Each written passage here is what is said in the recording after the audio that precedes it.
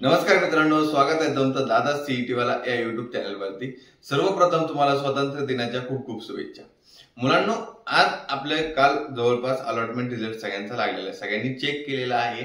तर प्रत्येकाला अलॉटमेंट झालेली आहे। ज्यांना अलॉटमेंट झाली नाही त्यांनी भीतीचं काही कारण नाही, त्यांना आपण कॅप 2 कॅप 3 मध्ये अलॉटमेंट करून देऊ। जे मुलं दादा सीईटी वाला पर्सनल काउन्सिलिंग मध्ये एनरोल नसतील, डिस्क्रिप्शन बॉक्स मध्ये मी लिंक दिलेली आहे, त्या ठिकाणी जाऊन तुम्ही एनरोल करू शकता। प्लस कॉन्टॅक्ट नंबर आहे, यावर कॉल करू शकता। आता दादा कट ऑफ चेक कसा करायचा?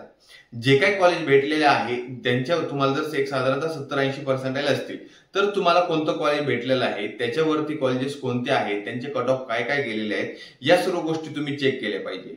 किंवा ज्या मुलांनी सीएसआयटी घेतलेला आहे तर त्या ठिकाणी तुम्हाला लोअर कॉलेज भेटलेलं असेल तर त्या मेथडने न जाता तुम्ही जर ईएनटी साठी गेला किंवा एआयएमएल एआयडीएस असे वेगवेगळे टेक ब्रांचेस आहे, जर त्यासाठी गेलात तर तुम्हाला नक्कीच वरती कॉलेज भेटणार आहे।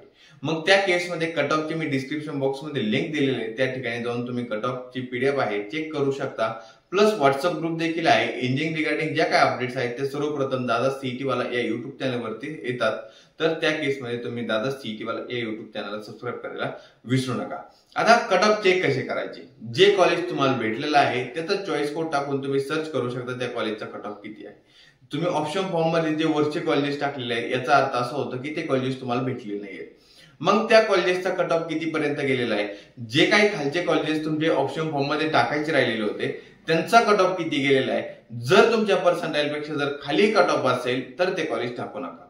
जर इन केस तुम्हाला तुमच्याकडून जर त्या कॉलेजचा प्रेफरन्स जर खाली देण्यात आला असेल ऑप्शन फॉर्म फिलिंग करताना, चॉईस फॉर्म फिलिंग करताना पहिल्या राऊंडची, तर त्या केसमध्ये तुम्ही ते कॉलेज वरती घेऊ शकता। मग अगोदर त्या कॉलेजचा कट ऑफ चेक करा, त्या कॉलेजचे प्लेसमेंट चेक करा आणि त्यानुसारच तुम्हाला कॅप राऊंड 2 जो आहे बेटरमेंट करून त्याची फॉर्म फिलिंग करा। जर मुलांना फॉर्म फिलिंग करताना, चॉईस फॉर्म फिलिंग करताना जर कॉलेज निवडताना अडचण येत असेल तर दादा सीईटी वाला पर्सनल काउन्सिलिंग मध्ये तुम्ही एनरोल करू शकता। डिस्क्रिप्शन बॉक्स मध्ये मी लिंक दिलेली आहे, त्या ठिकाणी जाऊन तुम्ही कट ऑफची पीडीएफ चेक करू शकता। थँक्यू।